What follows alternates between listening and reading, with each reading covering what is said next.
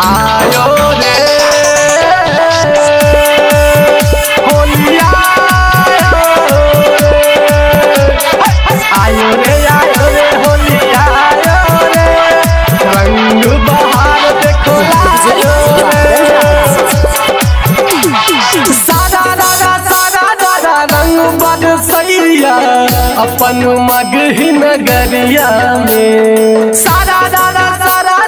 रंग बरसैया अपन मधेश नगरिया में जनक नगरिया में खेले सब होली विजया लहंगा विजया चोली सारा दादा रंग बरसैया अपन मगही नगरिया में सारा दादा रंग बरसैया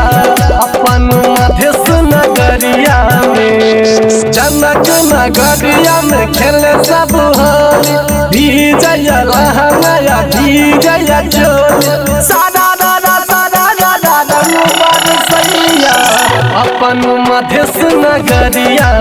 में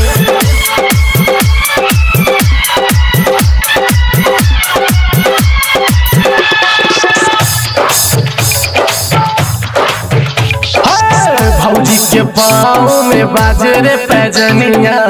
कोई गावे फगुआ कोई बनैया नचनिया भौजी के पाँव में बाजरे पैजनिया कोई गावे फगुआ कोई बनैया नचनिया रंग गुलाल उड़ैया देखो पछुआ पुरुआ बयरिया में सादा रंग बरसैया अपन मगही नगरिया में जनक नगरिया में खेले सब होली विजया लहंगा विजया चोली सादा रंग बरसैया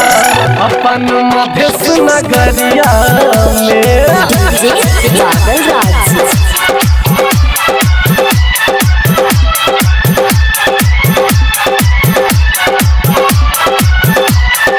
होली है भाई होली है पुराना होली है रंग के होली है भौजी के फूलन होली है डबल झाल देखो सब कोई बजावे गाँव के गोरी हाय कमर लचकावे होली है डबल झाल हाय सब कोई बजावे गाँव के गोरी देखो कमर लचकावे छम छम छम छम बुढ़ाना चाहिए चढ़ जवानी है फगुनवा में सादा रंग बरसैया अपन मगही नगरिया में जनक नगरिया में खेले सब होली विजया लहंगा विजया चोली सारा रंग बरसैया